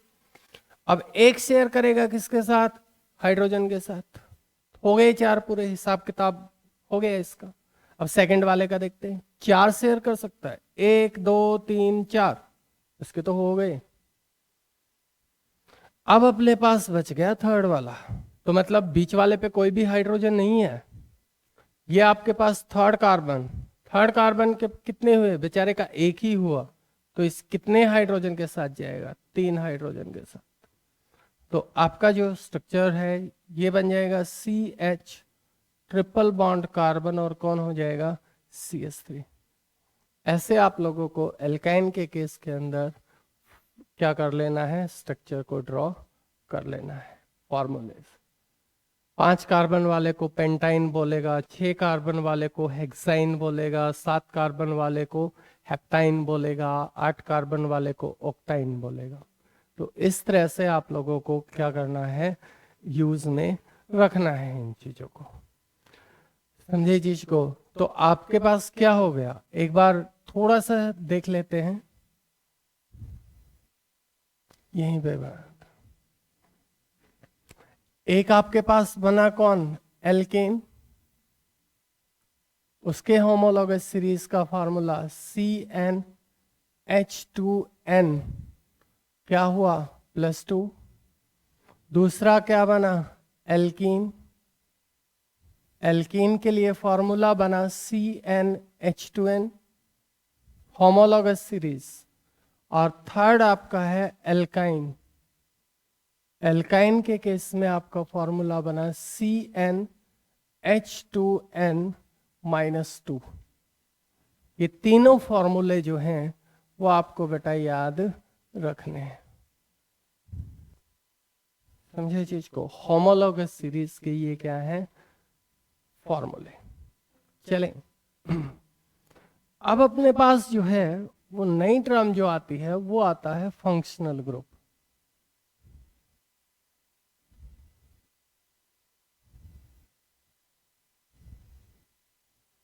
जब कार्बन चेन के साथ कोई फंक्शनल ग्रुप लग जाए तो जो हाइड्रोकार्बन होते हैं उनकी प्रॉपर्टीज जो है वो चेंज हो जाती हैं। तो फंक्शनल ग्रुप को कुछ ऐसा बोला जा सकता है, functional group are the entities which are responsible for the physical and chemical properties of compound। किसी भी कंपाउंड की जो जो फिजिकल और केमिकल प्रॉपर्टीज हैं उनके लिए जो रिस्पॉन्सिबल होगा वो आपका कौन होता है? Functional group.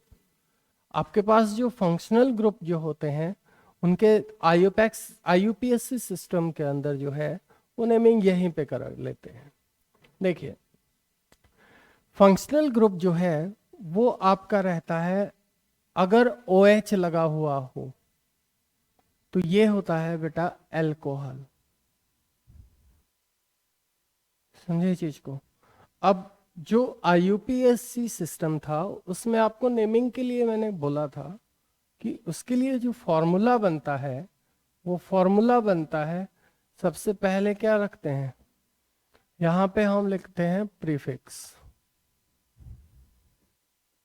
फिर आपका आता है वर्ड रूट, फिर आपका आता है सफिक्स। अब यहां पे क्या होगा कि जब फंक्शनल ग्रुप आपका प्रेजेंट होता है तो सफिक्स जो है वो 2 पार्ट्स के अंदर डिवाइड हो जाता है। एक आपका सफिक्स बनता है प्राइमरी। प्राइमरी सफिक्स जो है वो आपका क्या क्या हो सकता है? वो हो सकता है ANE, दूसरा हो सकता है ENE, थर्ड आपका हो सकता है YNE। ये 3 हो सकते हैं। मतलब ये कि ये आपको रिप्रेजेंट करेगा एल्केन को, कि कार्बन कार्बन के बीच में सिंगल बॉन्ड है। ये आपका रिप्रेजेंट करेगा किसको? एल्कीन को, कि कार्बन कार्बन के बीच में क्या है? डबल बॉन्ड प्रेजेंट है। ये आपको रिप्रेजेंट करेगा एल्काइन को। अब दूसरा जो आपका सफिक्स बनता है वो बनता है सेकेंडरी। जो सेकेंडरी सफिक्स बनेगा वो, अगर आपका अल्कोहल है, फंक्शनल ग्रुप क्या है, अल्कोहल, तो आपको चेन के साथ OH लगा हुआ मिलेगा। समझे चीज को, क्या लगा हुआ मिलेगा, OH लगा हुआ मिलेगा। उसके लिए जो सफिक्स यूज करते हैं, सेकेंडरी सफिक्स, वो यूज किया जाता है OL। क्या यूज किया जाता है, OL। आपको बोल दे कि इसका नेमिंग कीजिए CH3, CH2 और CH2 और कौन हो जाए, OH। देखो यहां पे आपके पास क्या प्रेजेंट है, ये हो गया फंक्शनल ग्रुप। फंक्शनल ग्रुप जो है वो एंटिटी है जो फिजिकल और केमिकल प्रॉपर्टीज के लिए क्या रहेगी, रिस्पॉन्सिबल। अब यहां पे नेम लिखने के लिए सबसे पहले आपको चाहिए, प्रीफिक्स तो यहां पे है नहीं प्रेजेंट, सबसे पहले चाहिए वर्ड रूट। जो आपका WR है वो रिप्रेजेंट करता है नंबर ऑफ कार्बन को।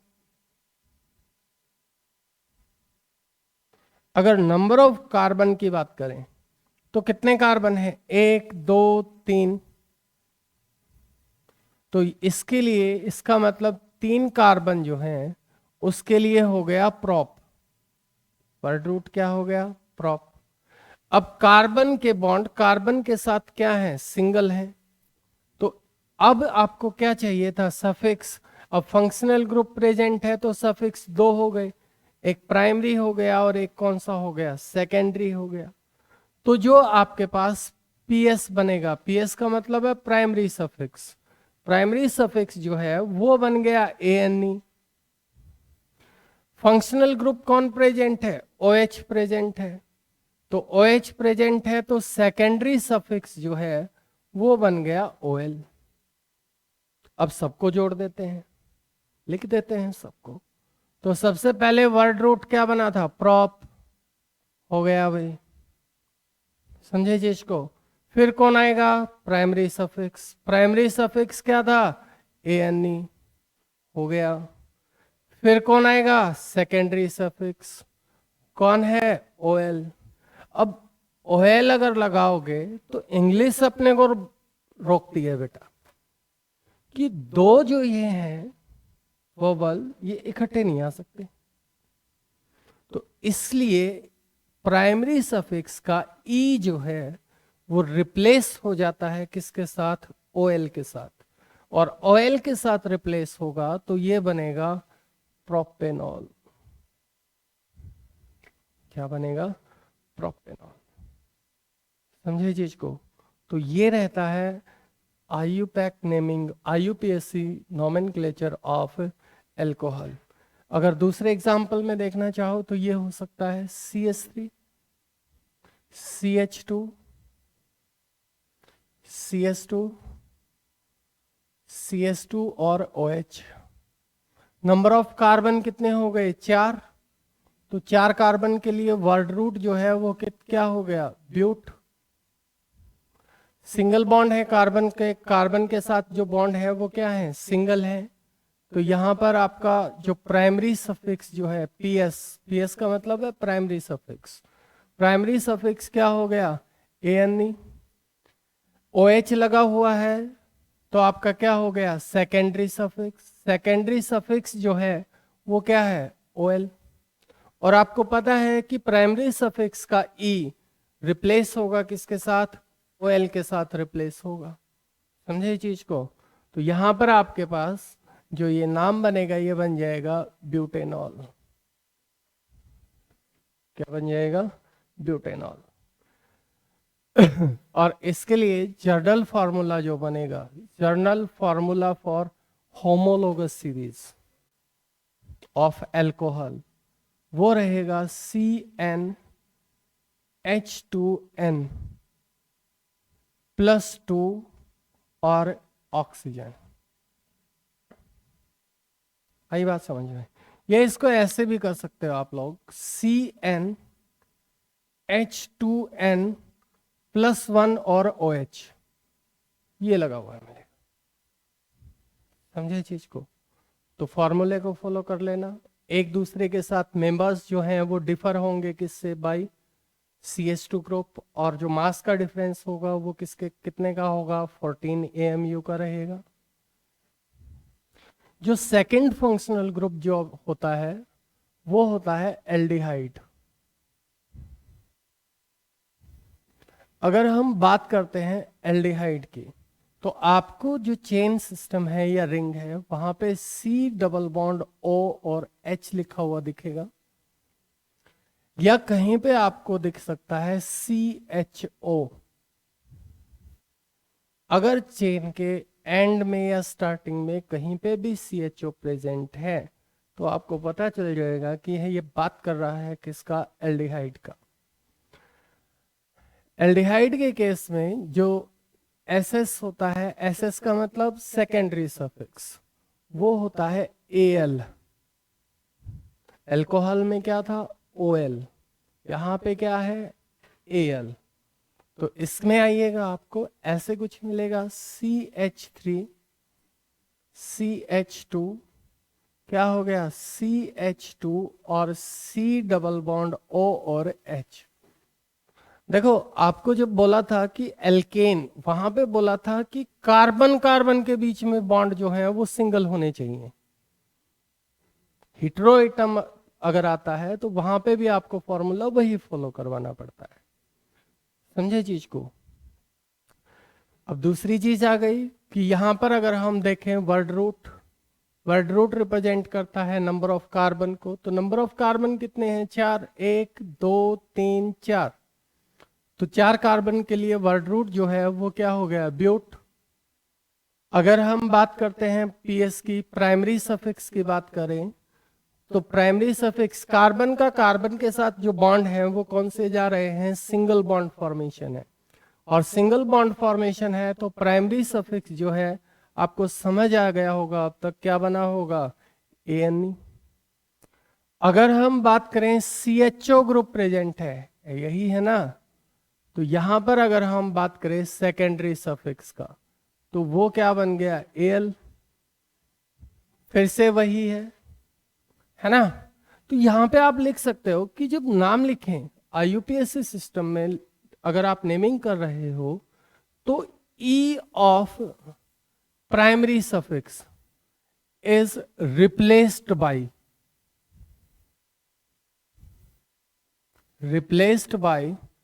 Secondary suffix. सेकेंडरी सफिक्स यहां पे हम क्या कर देते हैं, इसको रिप्लेस कर देते हैं, और रिप्लेसमेंट यही रहता है। अब देखो यहां पे कार्बन कितने हो गए, 4, 4 कार्बन है तो क्या रहेगा, ब्यूट, ANE और AL। तो इसके लिए अगर IUPAC सिस्टम में नाम हो गया तो क्या हो गया, ब्यूटेनल।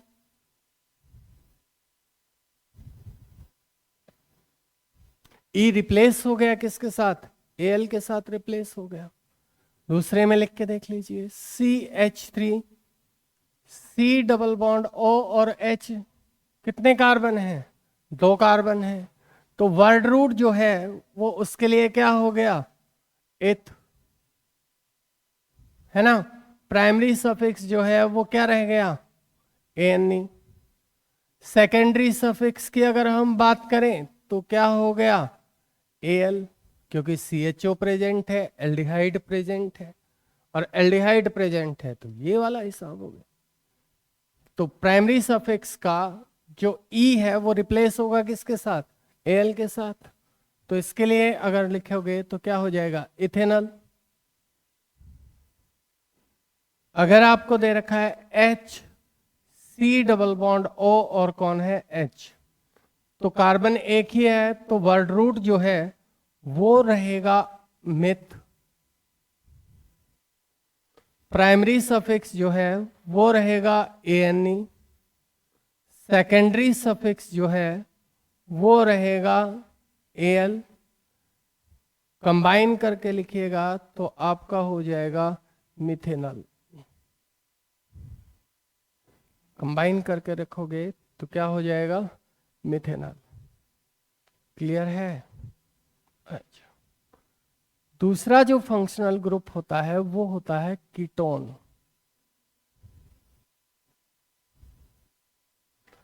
कीटोन जो फंक्शनल ग्रुप है वहां पे दिखेगा कि कार्बन और ये,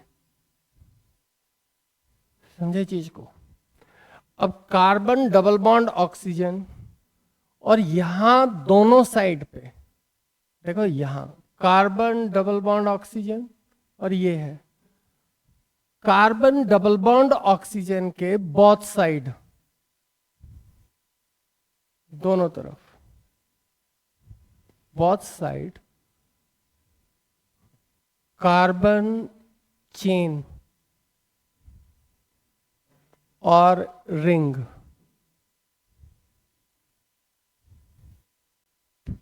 must be present.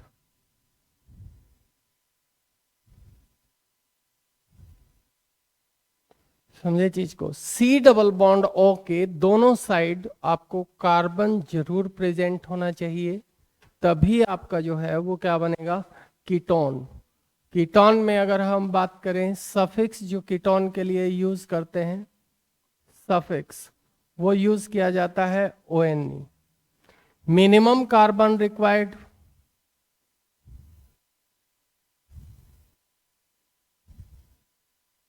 Minimum carbon required वो रहते हैं बेटा 3, क्योंकि एक तो आपका हो जाता है सी डबल बॉन्ड ओ, और 2 कार्बन आपको इस सी डबल बॉन्ड ओ वाले कार्बन के दोनों साइड चाहिए। तो कितने कार्बन हो गए, 3। लेकिन एल्डिहाइड कितने कार्बन से भी बन जाता है, 1 से भी। ठीक है, तो जैसे ऐसे हो जाए CH3, सी डबल बॉन्ड O, और कौन हो गया CH3, है ना। कितने कार्बन हो गए, 3। तो वर्ड रूट जो है वो क्या रह जाएगा, 3। कार्बन का कार्बन के साथ बॉन्ड, ऑक्सीजन के साथ वाला काउंट नहीं करना है, कार्बन का कार्बन के साथ बॉन्ड क्या है, सिंगल। सिंगल है तो PS, PS का मतलब प्राइमरी सफिक्स क्या हो गया, ANE। C double bond O के दोनों तरफ कार्बन चेन, कार्बन प्रेजेंट है, तो इसका मतलब सेकेंडरी सफिक्स क्या हो गया, ONE। फिर से वही फॉलो करना है, E of primary suffix is replaced by ONE। तो क्या बन गया है, 3 कार्बन। इसके लिए नाम अगर लिखोगे तो ये बन गया है प्रोपेनॉन, है ना। ब्यूटेनॉन को लिखोगे तो आपका हो जाएगा CH3, सी डबल बॉन्ड O, CH2, और कौन हो गया CH3। कार्बन कितने हो गए, 4। 4 हैं तो वर्ड रूट क्या हो गया, ब्यूट। कार्बन कार्बन के बीच में क्या है, सिंगल बॉन्ड, तो प्राइमरी सफिक्स क्या हो गया, ANE।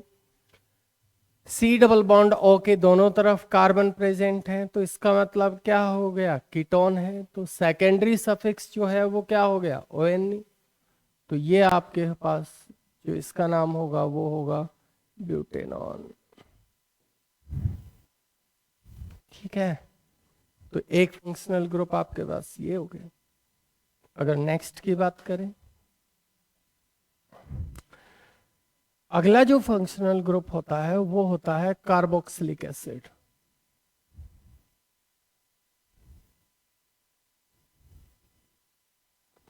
कार्बोक्सिलिक एसिड जो है वो रहता है सी डबल बॉन्ड O, और कौन हो गया OH।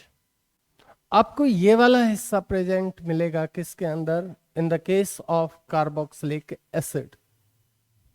समझे जी इसको। तो यहां पे आपका सेकेंडरी सफिक्स, कार्बोक्सिलिक एसिड के लिए जो सेकेंडरी सफिक्स रहता है वो रहता है ओइक एसिड। सेकेंडरी सफिक्स जो है वो क्या रहेगा, ओइक एसिड। मिनिमम कार्बन, 1 से भी काम चल सकता है।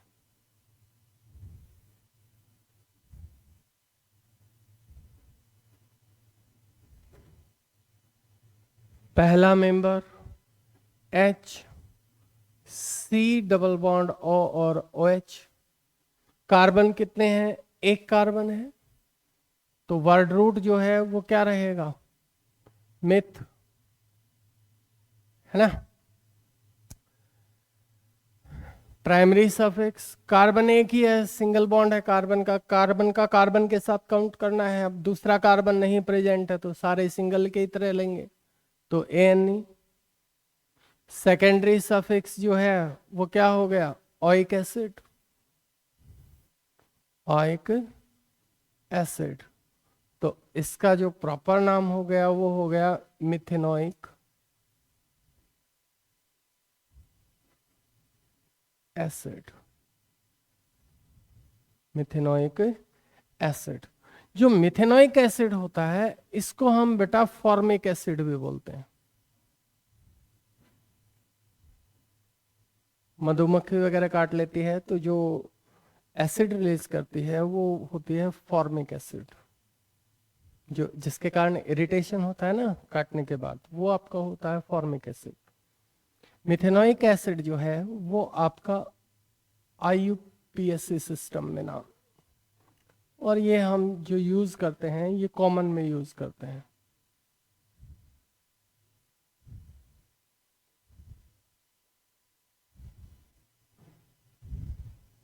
कॉमन सिस्टम, समझे चीज को। दूसरा आपका हो जाए CH3, C double bond O और कौन हो गया? OH। कितने कार्बन है? दो कार्बन है, दो कार्बन है तो वर्ड रूट जो है वो दो कार्बन के लिए क्या रहेगा? एथ। प्राइमरी सफिक्स जो है वो रहेगा ANE। Secondary suffix acid present है ही तो क्या हो जाएगा? Oic acid. तो इसके लिए IUPAC सिस्टम PAC सिस्टम में नाम लिखे तो क्या हो जाएगा? इथेनोइक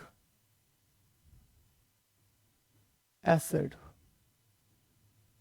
कॉमन सिस्टम के अंदर CS कॉमन सिस्टम, इसको बोला जाता है एसिटिक एसिड।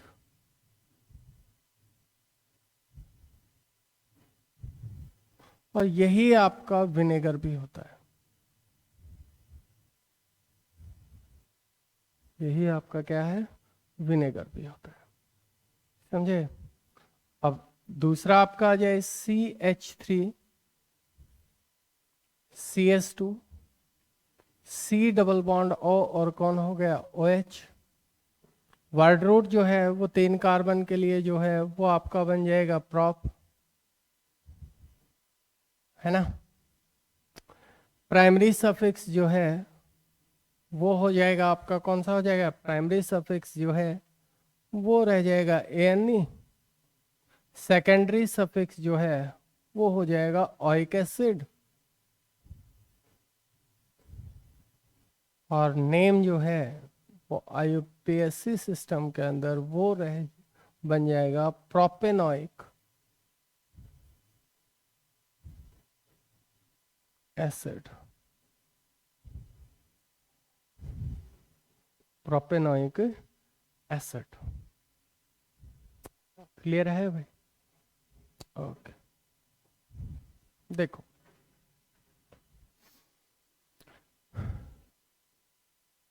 अब अगर हम बात करें बेटा कि आपको एक कंपाउंड दे रखा है C4H8,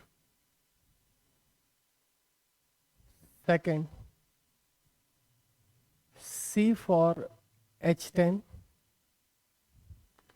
और थर्ड आपको दे रखा है C4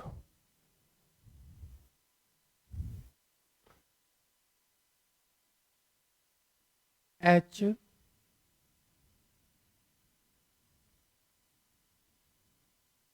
इसको C5H10 कर लो, समझे चीज को। तो इनमें से आपको बताना है कि कौन सा कंपाउंड जो है वो डिफर है एक दूसरे, कौन से सेम है और कौन से क्या है अलग है। तो देखो आपको एक सीधा सा काम करना है कि होमोलोगस सीरीज का फॉर्मूला यूज कर लेना है। अगर होमोलोगस सीरीज का फॉर्मूला यूज करें तो हाइड्रोकार्बन अपने पास एक क्या बनता है, एल्केन, दूसरा बनता है एल्कीन, थर्ड बनता है एल्काइन।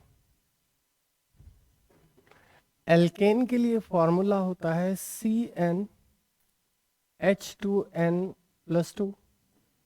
एल्कीन के लिए होमोलोगस सीरीज का फॉर्मूला है CnH2n।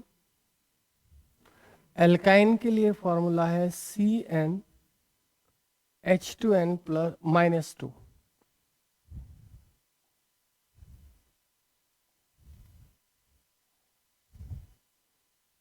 -2। तो अगर यहां पे क्या कीजिए, हर किसी पे फॉर्मूला लगा लीजिए।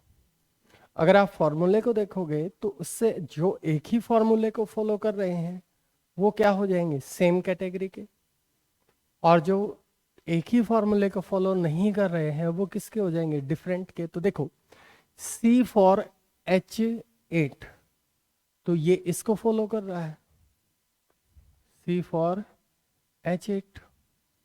दूसरा आपका है C4H10, ये फॉलो कर रहा है एल्केन वाले को, C4H10। अब C5H10, ये इसको फॉलो कर रहा है, C5H10। तो ये जो दो हैं आपके कौन से, first and third, belongs to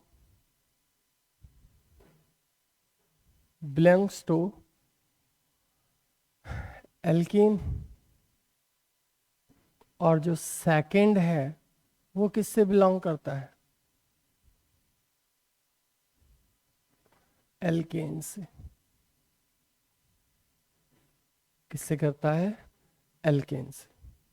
clear है। कई बार आपसे पूछ लिया जाता है hydrocarbons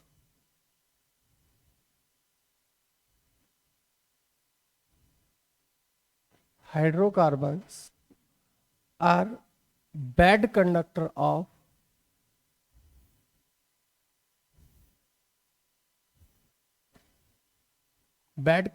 of heat and electricity.